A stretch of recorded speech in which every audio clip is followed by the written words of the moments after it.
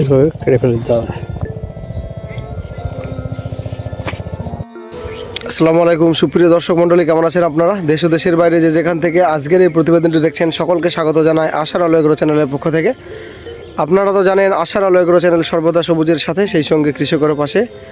আজকে একটা খুবই গুরুত্বপূর্ণ বিষয় আপনাদের সঙ্গে শেয়ার করব, বিশেষ করে যারা 12 মাসে এঁচড় চাষ করছেন তাদের জন্য আজকের ভিডিওটি খুবই গুরুত্বপূর্ণ।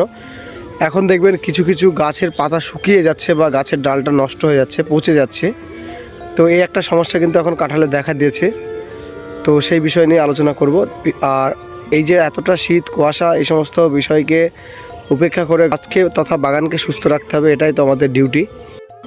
তো এর আগে যে আপনাদের সঙ্গে শেয়ার করেছিলাম, এই যে দেখুন আপনারা, এই যে গাছের ডগাগুলো কিন্তু এর আগে পুড়ে গেছিলো। এবার আপনাদের তো বলেছিলাম যে সেই সমস্ত ডগাগুলো কিন্তু আর রিকভার করবে না। তো এখানে প্রত্যেকটাই দেখে বুঝতে পারছেন, এখানে প্রত্যেকটা ডগায় কিন্তু যেখানে যেখানে শুকিয়ে গেছিলো সেগুলো কিন্তু ডগাটা কিন্তু অলরেডি পচে গেছে। তো নতুন করে আবার কিন্তু এই গোড়াগুলো দিয়ে কিন্তু এই যে দেখুন পাতাগুলো যে পচে গেছিলো, এইখানে পচে গিয়ে কিন্তু নতুন করে আবার ব্রাঞ্চ কিন্তু বেরোচ্ছে গাছের। তো একটা বিষয় হচ্ছে এখানে কিন্তু সেই যে সমস্যাটা হয়েছিল, এখন কিছু কিছু ক্ষেত্রে দেখবেন আপনাদের এঁচড় বাগানে আমাকে বিশেষ করে দু তিনজন অলরেডি কমেন্ট করেছেন। সেটা হচ্ছে মালদা যে সেলিম ভাইয়ের একটা প্রতিবেদন দিয়েছিলাম আমার চ্যানেলে, তো ওনার বাগানে কিন্তু এটা হয়েছে, আনোয়ারের বাগানেও হয়েছে। তো ব্যাপার হচ্ছে এই যে ডগাটা কিছু ক্ষেত্রে দেখবেন এখান থেকে হয়তো বা কথার দ্বারা হয়তো এখানে আপনার ডালটা পচে গেল। তো এখান থেকে গাছটা শুকিয়ে যাচ্ছে, শুকিয়ে যাওয়ার পরে কিন্তু ডালটা আস্তে আস্তে কিন্তু নষ্ট হচ্ছে, অনেকটা লেবু গাছের ডাইব্যাক রোগের মতো। তো এখানে যদি পচে যায়, কথা মানে আপনাদের অ্যাজ ফর এক্সাম্পল বলছি, এইখানে যদি আপনার পচে যায় তো সেক্ষেত্রে আপনি 1-1.5 ইঞ্চি নিচে থেকে এইখান থেকে কিন্তু ডালটা কেটে দেবেন।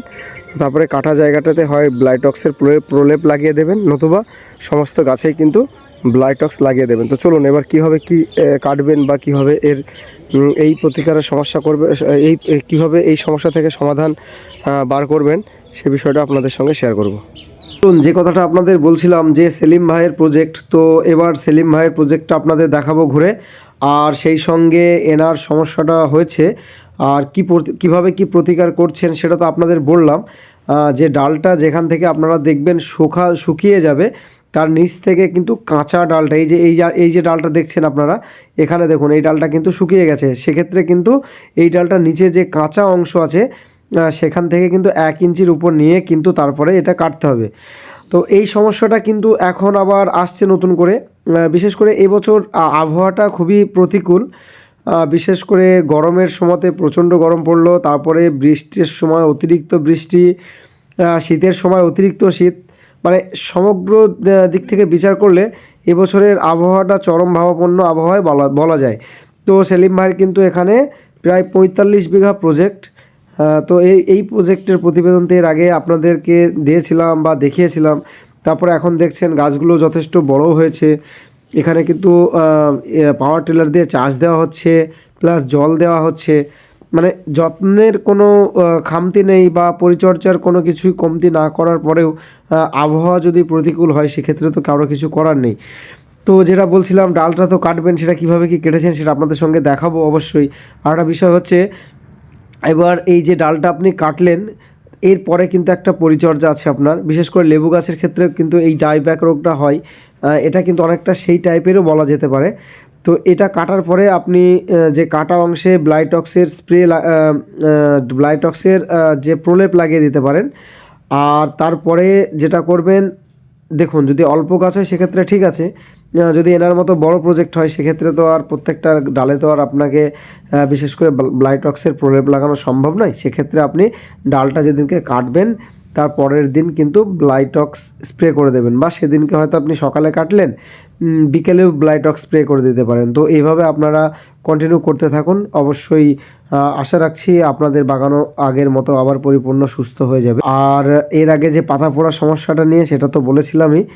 তো যাই হোক, এই যে প্রজেক্টের এই অবস্থা দেখে সত্যি আমারও খুবই খারাপ লাগলো। প্রত্যেকটা গাছে একই রকমের অবস্থা। যাই হোক, আশা রাখবো এইভাবে পরিচর্যা করে ওনার বাগানটা আবারও আগের মতো পজিশনে চলে আসুক। বিশেষ করে যাদের বাগানে এখনও গাছ সুস্থ সবল আছে তারাও কিন্তু এই দিকটা অবশ্যই ধ্যান দেবেন। এই মুহূর্তে কিন্তু ব্লাইটক্সটা অবশ্যই আপনারা স্প্রে করুন। তো চলুন এবার কীভাবে কি কাটছেন সেটাও আপনাদের সঙ্গে একটু শেয়ার করব। এভাবে যে ডালগুলো মরে যাচ্ছে, এভাবে যেখান থেকে মরেছে সেখান থেকে কেটে ফেলে দিতে হবে। এইভাবে কেটে ফেলে দিতে হবে।